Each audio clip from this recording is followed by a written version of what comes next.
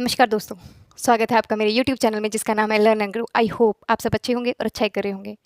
दोस्तों, हम कर रहे हैं standard 11 that is the chapter 1 some basic concepts of chemistry. Already हम सिग्निफिकेंट फिगर करके आए हैं लास्ट टाइम। और उसके बाद जो हमारा आज टॉपिक चल रहा है, हमारा टॉपिक है लॉज ऑफ केमिकल कॉम्बिनेशंस। आपको क्या लगता है कि जो हम बात करते हैं बार बार कि हमारी केमिस्ट्री जो है वो प्रैक्टिकल लाइफ में कितना इम्पैक्ट क्रिएट करती है, क्या ये झूठ है?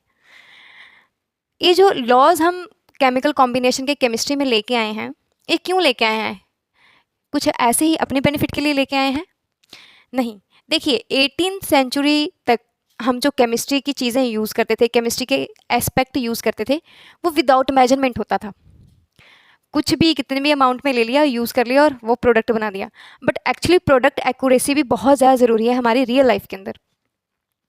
अब आप खुद से ही देख लीजिए, सपोज आपने केक बनाना है, तो केक बनाने के जो आप इंग्रेडिएंट लोगे वो बिना मेजरमेंट के तो नहीं लोगे ना। अगर बिना मेजरमेंट के आप इंग्रेडिएंट लोगे और उनको मिक्स करके आप डिज़ायर्ड प्रोडक्ट ऑब्टेन करते हो, क्या वो उतनी ही एक्यूरेसी और के साथ बना है जितना आपको चाहिए? ऐसा ही हमारी रियल लाइफ प्रैक्टिकल एप्लीकेशंस में भी है। इसमें बताया गया है कि हर प्रोडक्ट फॉर्म करने के लिए आपको कितने number of atoms, molecules, ion चाहिए, उनको ऐड करो और तब जो डिज़ायर्ड प्रोडक्ट है वो मिलता है। इसीलिए हमें लॉ ऑफ केमिकल कॉम्बिनेशन की क्या है, ज़रूरत है। हम अपनी केमिस्ट्री के अंदर 11th स्टैंडर्ड में 5 लॉज पढ़ते हैं, जिनमें से हमारा पहला जो लॉ है वो है law of conservation of mass. Law of conservation of mass. हमारा जो सेकंड लॉ है वो है law of constant proportion. Constant proportion का लॉ है जो हम पढ़ेंगे। हमारा थर्ड लॉ जो है वो है law of multiple proportion. Law of multiple proportion. हमारा जो चौथा लॉ है जो हम पढ़ने जाएंगे वो है गे-लुसाक्स लॉ। Gay Lussac's law. और लास्ट वन जो हम अपने 11th स्टैंडर्ड के लिए पढ़ेंगे, that is the Avogadro. Avogadro's law. ये 5 लॉ हमारे 11th स्टैंडर्ड के सिलेबस के अंदर बताए गए हैं, जो ये प्रूफ करेंगे कि पर्टिकुलर रेशो एटम्स और मॉलिक्यूल का हम किसी भी रियल लाइफ एप्लीकेशन में यूज़ करके डिजायर्ड प्रोडक्ट फॉर्म कर सकते हैं।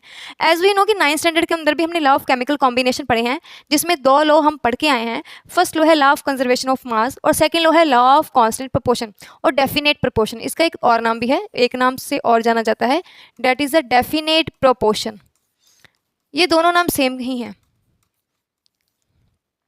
आज की वीडियो के अंदर हम पहले 3 लॉ डिस्कस करेंगे और सेकंड वीडियो के अंदर बाकी के 2 लॉ क्या करेंगे, पढ़ेंगे। तो चलिए दोस्तों पढ़ते हैं फर्स्ट लॉ। देखिए, हम जानते हैं कि हर चीज़ जो हमारे सिलेबस से कनेक्टेड है, कहीं ना कहीं रियल लाइफ में उसका इम्पैक्ट पक्का ही है, इसलिए वो पढ़नी भी ज़रूरी है और सीखनी भी ज़रूरी है। ये जो law of conservation of mass है, जो कि हमारा ये पहला लॉ है, इसके अकॉर्डिंग जो स्टेटमेंट है वो हम पहले देख लेते हैं कि law of conservation of mass जो है उसकी स्टेटमेंट क्या है। जब भी हम डिस्कस करते हैं लॉ को, जैसे हम यहाँ पे लॉ पढ़ रहे हैं, पहला law of conservation of mass, तो पहले तो हमें ये पता होना चाहिए कि ये दिया किसने है। Law of conservation of mass. Of mass बहुत इजी लॉ है, बहुत बार पढ़ा हुआ है, तो हमें लर्न है इसकी स्टेटमेंट। पहले ये दिया किसने है? ये लॉ दिया है लेवोजियर ने। उनका पूरा नाम है एंटोनी लेवोजियर, ये उन्होंने दिया है।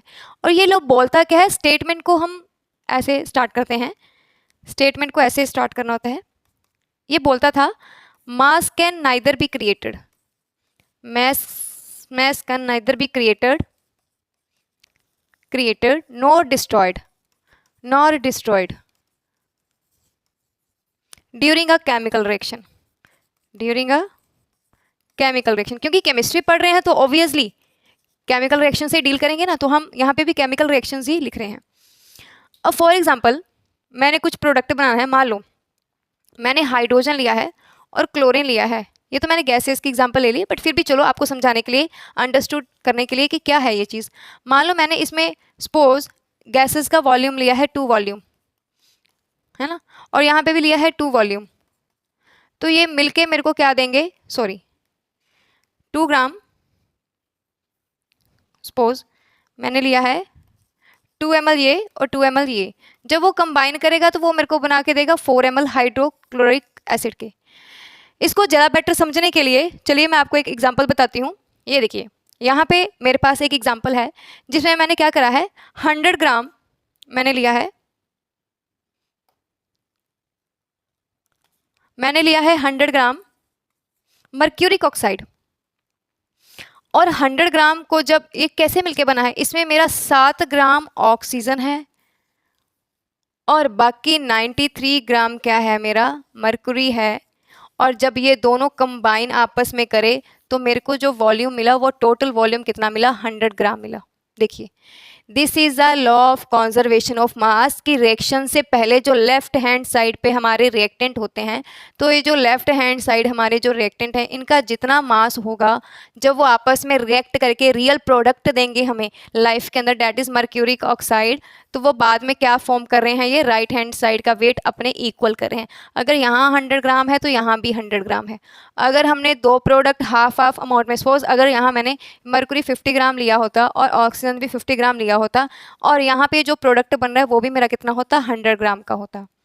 तो law of mass of conservation बोलता है कि अगर आप रिएक्शन से पहले जो रिएक्टेंट लेते हो, जिनको हम हमेशा लेफ्ट हैंड साइड लिखते हैं, अगर आपने उनकी अमाउंट फिक्स्ड करी है तो जब वो प्रोडक्ट देंगे तो प्रोडक्ट की अमाउंट आपके रिएक्टेंट की अमाउंट के बराबर रहेगी। उनमें से ना तो कुछ एटम बाहर जाएंगे ना ही कुछ एटम नए बनेंगे, it remain the same, that is the law of conservation of mass. ये हमारा law of conservation of mass सिखाता है हमें कि अगर आप मर्करी और ऑक्साइड की जगह, ऑक्सीजन की जगह कोई और एग्जाम्पल भी लोगे रिएक्शन में, तो आपका रिएक्टेंट का मास जितना होगा वो बिल्कुल एग्जैक्टली किसके बराबर होगा, हमारे प्रोडक्ट के मास के बराबर होगा। और ये हमें कौन सिखाता है, ये हमें सिखाता है हमारा law of mass of conservation, है ना, इजी से लो। चलिए नेक्स्ट हम चलते हैं,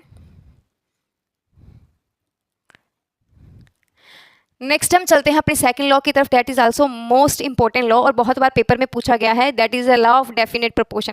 अभी लॉ ऑफ डेफिनेट प्रोपोर्शन क्या करता है, लॉ ऑफ डेफिनेट प्रोपोर्शन हमारा सेकंड लॉ, ये दिया था प्राउस्ट ने, लॉ ऑफ डेफिनेट प्रोपोर्शन ये दिया था प्राउस्ट ने, लॉ ऑफ डेफिनेट प्रोपोर्शन, बहुत मज़ेदार लॉ है लॉ ऑफ डेफिनेट प्रोपोर्शन। मान लो कि आपको कोई कंपाउंड बनाना है और it may be carbon dioxide, it may be water. आप जानते हो कंपाउंड क्या होता है, जिसमें हमारे नंबर ऑफ एटम्स जो होते हैं वो फिक्स्ड होते हैं बाय वेट, उनको हम बोलते हैं बाय रेशियो क्या हो जाते हैं, फिक्स्ड, उनको बोलते हैं कंपाउंड।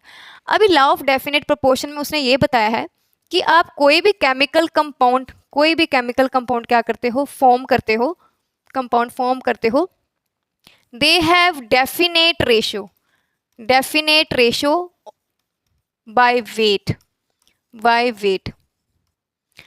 मान लो मेरे को वाटर बनाना है, मैं चाहे रिवर का वाटर ले लूँ, चाहे मैं वेल का वाटर ले लूँ, चाहे मैं स्पेस से वाटर ले आऊँ, चाहे मैं अपने घर का वाटर ले लूँ, the formula always remain the same, that is H2O।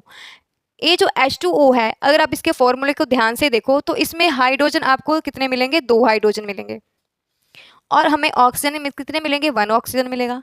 According to wait अगर आप देखो तो एक हाइड्रोजन का मास 1 होता है, तो 2 हाइड्रोजन का मास कितना होगा, ऑब्वियसली 2 ग्राम ही होगा ना। एक हाइड्रोजन का मास 16 होता है, तो यहाँ पे एक ही ऑक्सीजन था तो 16 ग्राम है। अगर आप इनको सिंपल होल नंबर रेशो में लेके जाओ, इट बिकम 1:8। मीन्स अगर आप 1 हिस्सा किसका, 1 ग्राम किसका, हाइड्रोजन का, और 8 हिस्सा किसका, ऑक्सीजन का, 8 ग्राम लेते हो तो हमें क्या मिलेगा, वाटर मिलेगा। और ये वाटर हम किसी भी केमिकल मेथड के थ्रू फॉर्म करें, इट डजेंट मैटर। अब ये जो वाटर बनाया है ये मैं चाहे लेबोरेटरी में जाके बनाऊँ, चाहे मैं इलेक्ट्रिक करंट पास करके बनाऊँ, चाहे मैं सीधा किसी और मेथड के थ्रू बना दूं, मेरे को क्या चाहिए, बस वाटर बना चाहिए। ये मैटर ही नहीं करता कि ये किस मेथड से बनाया है, ये मैटर ही नहीं करता ये किस सोर्स का है। तो इस लॉ के अकॉर्डिंग यही बोला गया है कि जब भी हम केमिकल कंपाउंड की फॉर्मेशन करते हैं उसमें जो भी एलिमेंट्स हम मिक्स करेंगे, they have fixed ratio by weight, उनकी वेट की रेशियो क्या रहेगी, फिक्स्ड रहेगी। आप अगर वाटर की जगह सपोज कि मैं कार्बन डाइऑक्साइड ले लूँ, तब आप ये किसको कैसे एक्सप्लेन करोगे, इस लॉ को, उसको भी एक्सप्लेन करना इजी हो जाएगा। मान लो मेरे पास कार्बन डाइऑक्साइड है अब ये जो कार्बन डाइऑक्साइड है हो सकता है मेरे इस रूम की है, हो सकता है बाहर इन्वायरमेंट की है, जिसमें एक कार्बन है और ऑक्सीजन कितनी है, 2 है। अगर कार्बन का एक का मास 12 ग्राम है तो 2 ऑक्सीजन का मास 32 होगा। तो अगर इनकी सिंपल होल नंबर रेशियो के ऊपर जाओ तो ये बनेगी 3:8, मतलब आपका 3 ग्राम कार्बन और 8 ग्राम आपका oxygen. whenever they will react by any type of method or from any type of source, they always give carbon dioxide। पर इनका रेशियो फिक्स्ड होगा ना कि 3 हिस्सा हमें कार्बन ही लेना है और 8 हिस्सा हमें ऑक्सीजन ही लेना है। इसी डेफिनेट प्रोपोर्शन के कारण हमारा कौन सा लॉ सक्सेसफुल हो गया, डेफिनेट प्रोपोर्शन का। इसीलिए मैंने आपको बोला कि रियल लाइफ एग्जांपल में हम अगर चीज़ें फिक्स करके नहीं लेते हैं तो कोई बात नहीं, चल जाता है, बट केमिकल सेंस के अकॉर्डिंग अगर आप जाओ किसी भी प्रैक्टिकल एप्लीकेशंस में जाओ तो उसमें नंबर फिक्स करा होता है कि इतने ग्राम और इतने ग्राम, तब ये मिक्स करेगा तो इतना बनेगा। उसमें हम रेशियो चेंज नहीं कर सकते हैं। उससे क्या होता है, हमारा जो रियल लाइफ प्रोडक्ट जो यूज़ होने वाला है वो इम्पैक्ट हो जाता है और औरों के हेल्थ के ऊपर भी इसका बैड इम्पैक्ट ही होगा। चलिए अभी चलते हैं हमारे नेक्स्ट लॉ की तरफ, that is the law of multiple proportion, the one of the most important law, और मेरा भी बहुत फेवरेट लॉ है, मेरे को बहुत पसंद है। चलिए अभी हम चलते हैं लॉ ऑफ मल्टीपल प्रोपोर्शन, जो कि हमारा थर्ड लॉ है आज का और लास्ट है। नेक्स्ट हम 2 लॉ बाद में पढ़ लेंगे नेक्स्ट वीडियो के अंदर। हमारा जो थर्ड लॉ है, थर्ड लॉ है law of multiple proportion, law of multiple proportion. पहले समझ लेते हैं, फिर पिक्चर प्रेजेंटेशन भी हो जाएगी तो ज़्यादा अच्छे से अंडरस्टैंड हो जाएगा। तो लॉ ऑफ मल्टीपल जो प्रोपोर्शन का लॉ हम पढ़ते हैं, ये दिया था एक्चुअली डाल्टन ने, ये डाल्टन ने दिया था। Very interesting law. इसमें ये बोला कि व्हेनेवर 2 एलिमेंट्स कंबाइन टुगेदर, जब 2 एलिमेंट कंबाइन करते हैं तो वो 2 से ज़्यादा क्या दे सकते हैं आपको, कंपाउंड दे सकते हैं। मान लो I have 2 elements, one is the carbon and second one is the oxygen, और जब ये दोनों मिक्स हुए तो इन्होंने मेरे को 2 टाइप के क्या दे दिए, प्रोडक्ट दे दिए। अब आगे उसने बोला है कि out of these product 1 element has fixed mass, उसमें से एक एलिमेंट ऐसा होगा जिसका मास क्या है, फिक्स्ड है, और वो एलिमेंट हमारा यहाँ पे कौन है, कार्बन, जिसका मास क्या है, फिक्स्ड है, दैट इज 12। बट बाकी के जो 2 एलिमेंट जो हैं जो इस फिक्स्ड मास के साथ जुड़े हुए हैं, उनमें से एक ये वाली ऑक्सीजन आती है और एक ये वाली ऑक्सीजन आती है।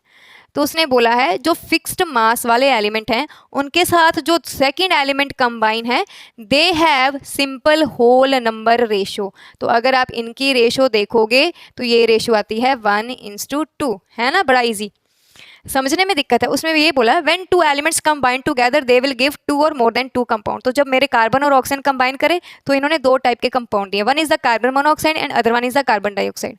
अब उसने ये बोला कि ये जो 2 कंपाउंड फॉर्म हुए हैं उनमें एक एलिमेंट ऐसा है जिसका मास क्या है, फिक्स्ड है, और वो कौन सा था, कार्बन, जिसका मास क्या है, फिक्स्ड।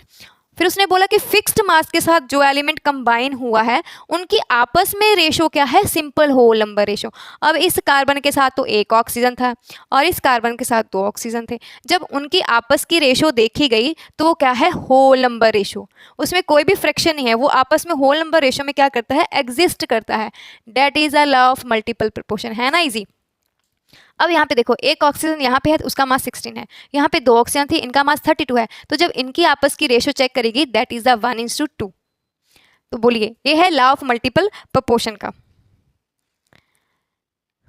ये देखिए, ये है हमारी कार्बन जिसका मास क्या है, हमारा फिक्स्ड है, दैट इज द 12 ग्राम। देखिए मास इसका क्या है, फिक्स्ड है। जब ये इसके साथ कंबाइन करी तो इसने 2 एलिमेंट बनाए, एक कार्बन डाइऑक्साइड बनाया और दूसरा एक कार्बन डाइऑक्साइड, एक कार्बन मोनोऑक्साइड। अब इनमें से जो कार्बन था वो फिक्स था, इसमें एक कार्बन है, इसमें भी एक कार्बन है, बट वेरिएशन कहाँ आई, वेरिएशन उस एलिमेंट के साथ है जो इस फिक्स्ड मास के साथ क्या था, अटैच था, और ये है 2 ऑक्सीजन और यहाँ पे 1 ऑक्सीजन। तो इन्हीं का आपस का ये जो रेशो था 2 ऑक्सीजन और 1 का, वो कितना है, 1:2। देखो इन दोनों का आपस का रेशो है 1:2, that is a whole number ratio, and this is a multiple proportion law, जो किसने दिया था, जो दिया था डाल्टन ने। तो ये देखिए, इन चीज़ें इंटरेस्टिंग हो जाती हैं जब अब आप उसको क्या करना चाहो, रीड करना चाहो तो। So today we conclude our topic that we did already 3 law of chemical combination. First is the law of mass of conservation, that is the second one is the law of definite proportion, and third one is the law of multiple proportion. Next video के अंदर हम जो 2 law remaining है वो read करेंगे उस time के अंदर। Thank you very